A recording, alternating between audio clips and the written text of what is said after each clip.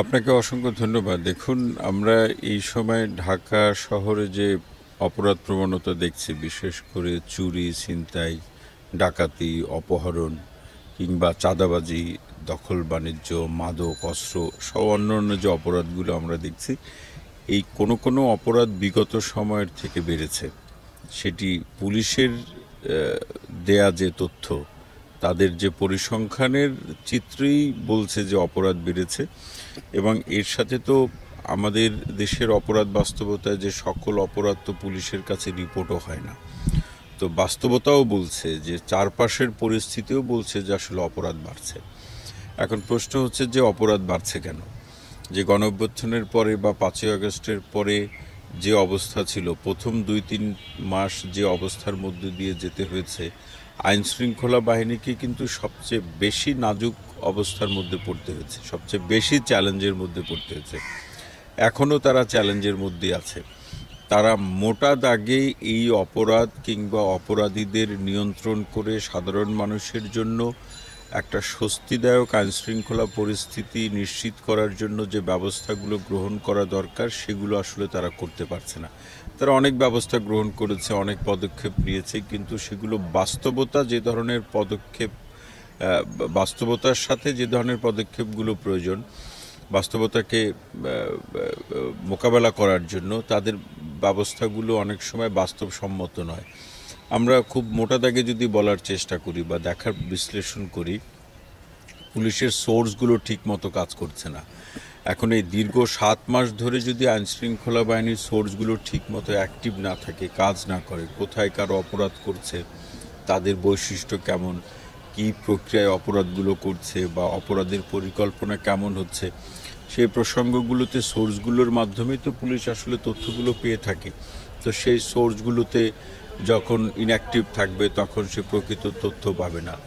এই পরিবর্তিত পরিস্থিতিতে আইনশৃঙ্খলা পরিস্থিতি মোকাবেলার প্রশ্নে বা ঢাকার আইনশৃঙ্খলা পরিস্থিতি স্বাভাবিক রাখার প্রশ্নে যে পদায়নগুলো হয়েছে, যে বদলিগুলো হয়েছে, বদলিগুলো আসলে ঠিক মতো হয়নি। ঠিক মতো বলতে এটা আমরা মিন করছি যে বাস্তবতা যে ধরনের পুলিশিং প্রত্যাশা করছে আর যাদেরকে দায়িত্ব দেওয়া হয়েছে, তারা সেই কাজটি যথাযথভাবে করে উঠতে পারছে না।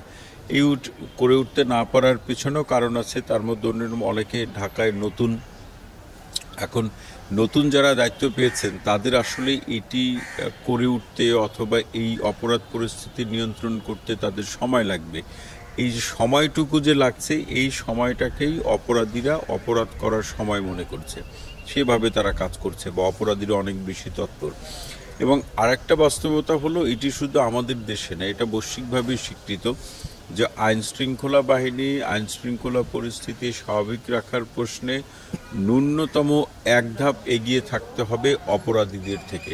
কিন্তু আমাদের এখানে আসলে সেটা হচ্ছে না, বরং কোনো না কোনোভাবে আমরা দেখছি যে অপরাধীরাই সমাজের মধ্যে অপরাধ সৃষ্টি করা বলুন, আইনশৃঙ্খলা পরিস্থিতির অবনতি ঘটানো বলুন, সাধারণ মানুষের মধ্যে নিরাপত্তা সংকট বা ভয় সৃষ্টি করার প্রেক্ষাপট বলুন, অপরাধীরা নানাভাবে তারা সক্রিয়। এই অপরাধমূলক পরিকল্পনা নিয়ে তারা মাঠে নানাভাবে সক্রিয়। অপরাধীদের এই সক্রিয়তার মধ্য দিয়ে সাধারণ মানুষকে সম্পৃক্ত করে কিংবা রাজনৈতিক দলকে সম্পৃক্ত করে সমন্বিতভাবে একটা পদক্ষেপ বা ব্যবস্থা গ্রহণের মধ্য দিয়ে একটা যে স্বস্তি তৈরি হবে, নিরাপত্তার যে ভয় আছে সেই ভয়টা যে দূর করা সম্ভব হবে, সেই বাস্তবতার বা সেই বাস্তবতা অর্থে সেই পদক্ষেপ, সেই সিদ্ধান্ত এবং এগুলো শুধু গ্রহণ করলেই তো হবে না, তার তো বাস্তবায়নের প্রয়োজন আছে। সেরকম একটা বাস্তবায়ন উপযোগী অথবা বাস্তবসম্মত সিদ্ধান্ত বা পদক্ষেপগুলো আমরা দেখছি না। যখন আইনশৃঙ্খলা বাহিনীর পক্ষ থেকে এই ঘাটতি থাকবে, তখন তো অপরাধীরা নানাভাবে অপরাধ করার চেষ্টা করবে। সেটি মোটা দাগে বড় অপরাধের কথা ক্ষেত্রেও যেরকম সত্য, ছোট অপরাধ হিসাবে আমাদের দেশে যে অপরাধগুলো চিহ্নিত অথবা চিহ্নিত মানে গণ্য করা হয়, যে অপরাধগুলোকে ছোট অপরাধ হিসাবে, যেমন চুরি, ছিনতাই, এই অপরাধগুলো, এখন এই অপরাধগুলোর ক্ষেত্রেও কিন্তু অপরাধের ধরন পাল্টেছে। আজ থেকে 15-20 বছর আগে যারা চুরি ছিনতাইয়ের সাথে জড়িত ছিল বা এই অপরাধগুলো যারা করতো বা যে কারণে করতো, এখন সেই কারণ, ধরন এবং অপরাধীর পরিচয় কিন্তু পাল্টেছে। তো এখন আমরা লক্ষ্য করছি যে একটা আলাদা অপরাধী শ্রেণী তৈরি হয়েছে, যারা চুরি, ছিনতাই, অপহরণ, ডাকাতির মতো অপরাধগুলো করে থাকে। তাদের কাছে ধারালো অস্ত্র পর্যন্ত আছে, তারা প্রশিক্ষণ পর্যন্ত নেয়। তাহলে এখানে অপরাধীর প্রেক্ষাপট পরিবর্তন হয়েছে এবং তারা কৌশল পাল্টেছে। তো সেই পরিবর্তিত অপরাধীদের পরিবর্তিত কৌশলের সাথে আইন শৃঙ্খলা বাহিনী যখন নিজেদেরকে পরিবর্তিত করে এই ধরনের অপরাধগুলো মোকাবেলা করতে তাদের হিমশিম খেতে হবে, অথবা তারা যখন প্রত্যাশিত মাত্রা অথবা ফলাফল তৈরি করতে পারবেন না, তখন সাধারণ মানুষকে ভয়ের মধ্যে থাকতে হবে। এবং সাধারণ মানুষের মধ্যে কিন্তু সেই ভয়টা এখন আছে যে সে যে ঘর থেকে বের হলো আবার নিরাপদে যে ফিরতে পারবে, যেভাবে বের হয়েছে সেভাবে যে ফিরতে পারবে, এই নিশ্চয়তা সাধারণ মানুষ কিন্তু চারপাশের দিকে তাকালে সেটি দেখতে পাচ্ছে না। তো এই না পারা থেকে বা এই অবনতি থেকে উত্তরণের উপায় যদি আমরা বোঝার চেষ্টা করি যে 7 মাস খুব বেশি সময়ও না, আবার একেবারে কম সময়ও না। পুলিশের তার নিজেদের মধ্যে উপলব্ধিটা বা নিজেদের মধ্যে আলাপ আলোচনাটা খুব বেশি দরকার। আমরা এখনও লক্ষ্য করছি যে মাঠ পর্যায়ের পুলিশের সাথে নীতি নির্ধারণের পর্যায়ে যে পুলিশ আছেন, পুলিশ সদস্যরা আছেন, তাদের মধ্যে একটা দূরত্ব আছে। অর্থাৎ বাস্তবতার নিরীক্ষে সিদ্ধান্ত বা পদক্ষেপগুলো গ্রহণ করতে হবে। দ্বিতীয়ত হলো পুলিশের সোর্সগুলোকে অ্যাক্টিভ করা। তৃতীয়ত হলো নাগরিক সমাজের থেকে প্রতিনিধিকে বা নাগরিকদেরকে সম্পৃক্ত করা, রাজনৈতিক দলগুলোকে সম্পৃক্ত করে একটা সমন্বিত প্রক্রিয়া বা পদ্ধতিতেই পরিবর্তিত পরিস্থিতিতে আইন শৃঙ্খলা পরিস্থিতির ক্ষেত্রে যে অবনতি অথবা যে ঘাটতিগুলো আছে সেই ঘাটতিগুলোকে মোকাবেলা করতে হবে। এর প্রসঙ্গের মধ্যে দিয়ে আমরা যেটা লক্ষ্য করছি আরেকটি বিষয়, যে একসময় পুলিশ আইন প্রয়োগের মধ্যে দিয়ে পরিস্থিতি বা আইন শৃঙ্খলা পরিস্থিতি স্বাভাবিক রাখার পাশাপাশি বিভিন্ন পরিস্থিতিগত চাহিদাগুলোকে তারা পূরণ করত। সেটা কখনো বিতর্কের সৃষ্টি করেছে, কখনো তার আইনগত প্রক্রিয়ার মাধ্যমে আলাপ আলোচনা করেই তারা করেছে। কিন্তু এই কাজগুলো এখন আর তারা করছে না। অর্থাৎ পরিস্থিতিগত চাহিদার ব্যাপারগুলোতে তারা খুব একটা বেশি গুরুত্ব দিচ্ছে না, কারণ তাদের ভয় হলো যে কোনো সমালোচনার সৃষ্টি হলে সেটি ব্যক্তি পুলিশের দায় হিসেবে চালিয়ে দেওয়া। কিন্তু আইন শৃঙ্খলা পরিস্থিতি স্বাভাবিক রাখার প্রশ্নে যা কিছুই করা হোক না কেন, সেখানে পুলিশের একটা পেশাগত বৈশিষ্ট্য, আইনগত ভিত্তি এবং নিজেদের মধ্যে আইনের ব্যত্যয় না ঘটিয়ে আইন শৃঙ্খলা পরিস্থিতি স্বাভাবিক রাখার প্রেক্ষাপটে এই পরিস্থিতিগত চাহিদাগুলোকেও কিন্তু বাংলাদেশের বাস্তবতায় তাদেরকে বিবেচনা করতে হবে। এখন ওই ব্যক্তি পুলিশের দায়, এই ভয়ে কিন্তু আসলে পুলিশের অনেকেই এই দায় দায়িত্বের প্রসঙ্গে যেতে চাচ্ছে না। তা আইনের মধ্যে দিয়ে তিনি যতটুকু পারেন ততটুকু করছেন, আবার কেউ ততটুকুও করছেন না, এই অভিযোগও কিন্তু আছে। আবার এটাও আমরা বিপরীতে দেখছি যে পুলিশ কোথাও কোথাও অপরাধীদেরকে গ্রেপ্তার করতে গিয়ে, আইন প্রয়োগ করতে গিয়ে নিজেরাই নিরাপত্তা ঝুঁকির মধ্যে পড়ছেন। তা এরকম একটা পরিস্থিতিতে আইন শৃঙ্খলা পরিস্থিতির অবনতি ঘটবে, এটাই স্বাভাবিক। এখন প্রশ্ন হচ্ছে যে আইন শৃঙ্খলা বাহিনী তারা চেষ্টা করছেন, অভিযান পরিচালিত হচ্ছে। আমাদের ঈদের সময় অপরাধ প্রবণতা বেড়ে যায়। ঈদ কেন্দ্রিক কিছু অপরাধ প্রবণতা আছে বাংলাদেশে, চুরি, ছিনতাই, চাঁদাবাজি, এই ধরনের ডাকাতি, এই অপহরণ, এই অপরাধের সাথে আমাদের এখানে ঈদের একটা সম্পর্ক আছে, উৎসবের সম্পর্ক আছে। তো একটা হচ্ছে যে আগের যে অপরাধ প্রবণতা সেখানের যে অবনতি, এর সাথে আবার এই উৎসব কেন্দ্রিক অপরাধের যে নতুন মাত্রা, সব কিছু মিলে কিন্তু আইন শৃঙ্খলা বাহিনীকে একটা এই দীর্ঘ 7 মাস যেরকম একটা চ্যালেঞ্জের মধ্যে দিয়ে তাদেরকে যেতে হয়েছে, এই উৎসবের কারণে সেই চ্যালেঞ্জের মাত্রা কিন্তু আরও বেশি বাড়বে। সুতরাং তারা আরও বেশি সক্রিয় হবে। যে ব্যাপারগুলোর কথা বললাম পদক্ষেপ, সেগুলোর ব্যাপারে তারা অনেক বেশি বাস্তবসম্মত সিদ্ধান্ত গ্রহণ করবে, নিজেদের মধ্যে আলাপ আলোচনা করে সিদ্ধান্ত নেবে। পাশাপাশি রাজনৈতিক দল, নাগরিক সমাজের পক্ষ থেকে সবাইকে সম্পৃক্ত করে সমন্বিতভাবেই একটা জোরালো পদক্ষেপ অথবা একটা জোরালো প্রক্রিয়ার মধ্যে দিয়ে এই পরিস্থিতিকে নিয়ন্ত্রণ করতে হবে। ধন্যবাদ আপনাকে। এটা খুব গুরুত্বপূর্ণ একটা বিষয় যে এই অভিযোগটা কিন্তু আইন শৃঙ্খলা বাহিনী বলছে, আমাদের কাছেও নানা অ্যাঙ্গেল থেকে সেটা মনে হয় যে কেউ বা কারা, সেটা রাজনৈতিক পরিচয় হোক, ব্যক্তি প্রচেষ্টায় হোক, পরিস্থিতি অস্থির করার চেষ্টা করছে। এখন এটা কিন্তু আমাদের এখানে নতুন কোনো কিছু না, এটা পুরাতন অসুখ। যে বা যারা বিরোধী অবস্থানে থাকেন অথবা যে বা যারা মনে করেন যে তার অবস্থান তৈরি করতে হবে, সেই অবস্থান তৈরি করার জন্য পরিস্থিতিকে উত্তপ্ত করা, সাধারণ মানুষের মধ্যে ভয় সৃষ্টি করা, এই প্রসঙ্গগুলো বা এই কৌশলগুলোকে অবলম্বন করে অতীতে এগুলো করা হয়েছে। আমরা তারই পুনরাবৃত্তি দেখছি, হয়তো মানুষগুলো ভিন্ন। এখন প্রশ্ন হচ্ছে অভিযোগের জায়গাটা, সাধারণ মানুষ অভিযোগ করতে পারে যে এই ব্যাপারগুলো ঘটছে। আইনশৃঙ্খলা বাহিনীও যদি অভিযোগ করে তখন সাধারণ মানুষ আসলে যাবে কোথায়? আইনশৃঙ্খলা বাহিনী এগুলোকে তো খতিয়ে দেখে যারা অভিযুক্ত এদের বিরুদ্ধে ব্যবস্থা গ্রহণ করতে হবে।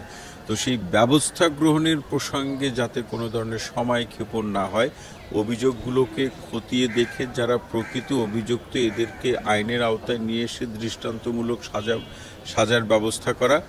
আর এটি ঠিক যে অপরাধগুলোর ধরন দেখলে মনে হচ্ছে পেছন থেকে কেউ পৃষ্ঠপোষকতা করছেন, পিছন থেকে কেউ নিয়ন্ত্রণ করছেন, বা অপরাধীদের অনেক বেশি অপরাধে সম্পৃক্ত করার প্রশ্নে অর্থ থেকে শুরু করে আরও অন্যান্য প্রভাবগুলোর এখানে বিনিয়োগ হচ্ছে।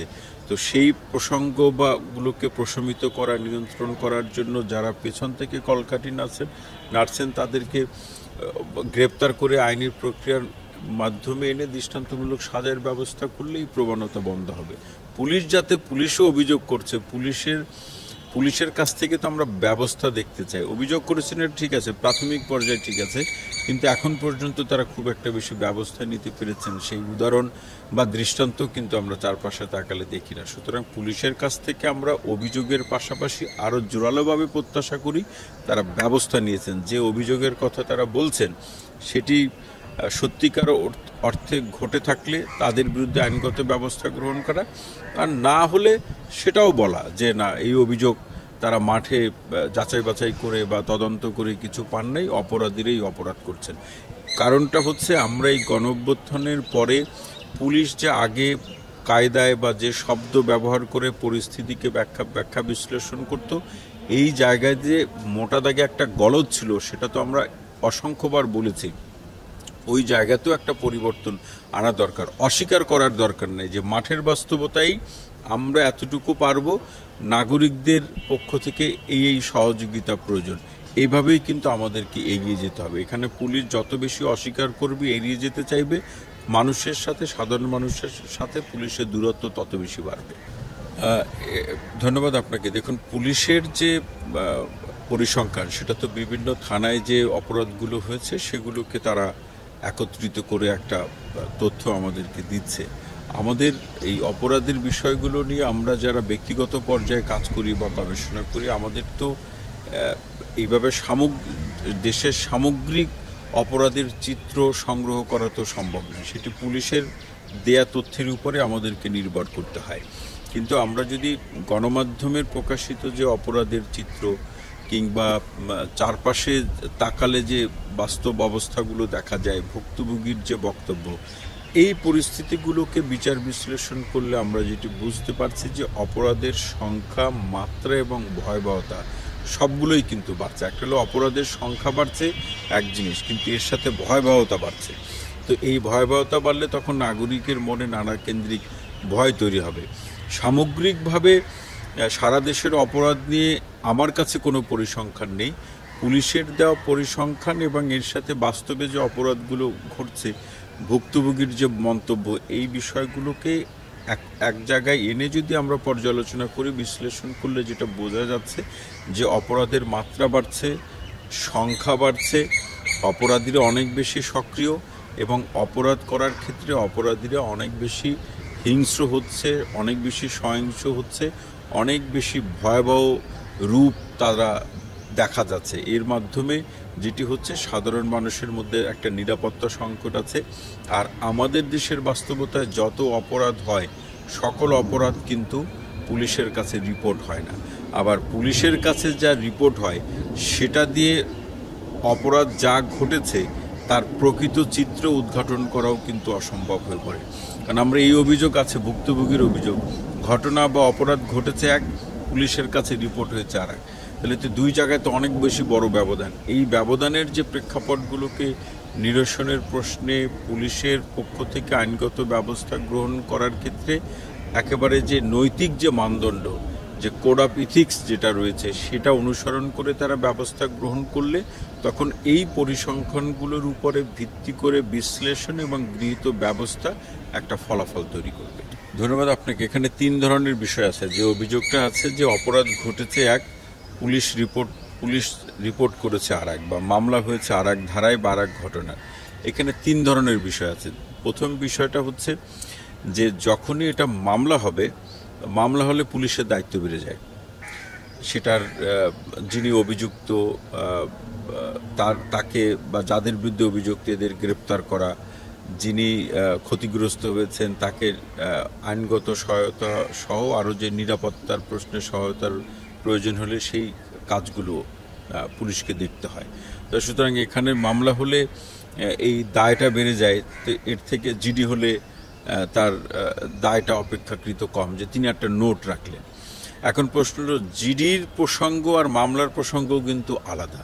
হ্যাঁ, জিডি একটা সময় গিয়ে মামলা হতে পারে, কিন্তু এই হিসাবটা যখন দেওয়া হয় তখন জিডির প্রসঙ্গগুলো মামলার সংখ্যায় আনা হয় না।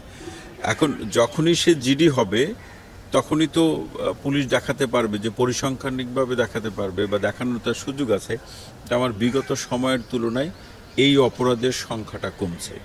এর তো একটা সুযোগ থাকে। আর একটা সুযোগ আছে, আর একটা বাস্তবতা আছে। কোনো এলাকায় আমরা লক্ষ্য করছি অপরাধের ধরন বিশ্লেষণ করলে যে কোনো শ্রেণীর অপরাধীদের সাথে পুলিশের কারো একটা সংযোগ আছে। সংযোগটা হলো আর্থিক সংযোগ, ভাগ বাটোয়ারার সংযোগ। যখন এই ভাগ বাটোয়ারার সংযোগ থাকবে তখন যে পুলিশের সাথে থাকবে যে শ্রেণীর অপরাধীর বা যে অপরাধীর, সে তার অপরাধকে নানাভাবে ছোট করে দেখা বা হালকা করে উপস্থাপন করতে চাইবে। তো সেই হালকা করে উপস্থাপন করার প্রসঙ্গ তো আছে। এরকম অভিযোগও আছে, ভুক্তভোগী থানায় গিয়েছে অভিযোগ নিয়ে, ওই ভুক্তভোগীর সামনে ওই অপরাধীকে পুলিশ ফোন করেছে। তো এই প্রসঙ্গগুলো যখন ঘটে তখন ওই ভুক্তভোগী কতটুকু আইনগত পদক্ষেপ পাবে বা পুলিশের কাছ থেকে সহযোগিতা পাবে, সেটা তো আর তাকে বলে আর বোঝানোর সুযোগ এখানে নাই। সে নিজেই তো বুঝতে পারছে। তাহলে যার বিরুদ্ধে অভিযোগ তার সাথে পুলিশের সংযোগ। তো এই যে প্রসঙ্গগুলো যখন তৈরি হয়, এই কারণেই এই প্রেক্ষাপটগুলো তৈরি হয়। সুতরাং এই প্রেক্ষাপটগুলোর থেকে আমরা তো অতীতেও বলেছি যে পুলিশের কিছু এই আইন বহির্ভূত ব্যবস্থার উদ্ভাবক হলো পুলিশ। যেমন অজ্ঞাতনামা আসামি, এটা বন্ধ করা প্রয়োজন। অজ্ঞাতনামার নামে স্পষ্ট বাণিজ্য হয়, এটা কাজের কাজ কিছু হয় না বাণিজ্য ছাড়া, এটা বন্ধ করা প্রয়োজন। অভিযুক্ত বা বাদী যদি যাকে চিনে না তার নামে মামলাই হবে না, যাকে চিনে তার নামে মামলা হবে। এইটা একটি প্রসঙ্গ। আর একটা হলো এই যে ঘটনা ঘটেছে এক, মামলা হয়েছে আর এক, অথবা অপরাধ হয়েছে কিন্তু তাকে জিডি করেছে। এই প্রসঙ্গগুলোতে পুলিশের যেরকম মানসিকতা পরিবর্তন করা প্রয়োজন এবং পুলিশের মধ্যে থেকে একটা কাঠামোবদ্ধ প্রক্রিয়া তার জবাবদিহিতা নিশ্চিত করা প্রয়োজন।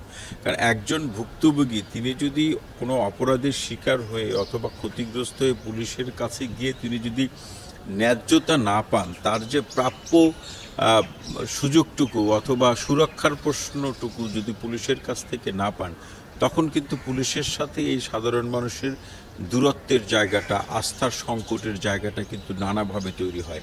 কোনো একটা নির্দিষ্ট কারণে তো আস্থার সংকটটা বড় হয় না, অনেকগুলো আস্থার সংকটের প্রসঙ্গ যখন একত্রিত হয় তখন এটা একটা বড় আকার ধারণ করে। আমরা এই বাস্তবতার কিন্তু নানা আঙ্গিকে নানা প্রসঙ্গে দেখছি। এগুলো চাইলেই নিয়ন্ত্রণ করা সম্ভব, চাইলে এগুলোকে সমাধান করা সম্ভব। প্রশ্ন হচ্ছে আমরা চাই কিনা। আমি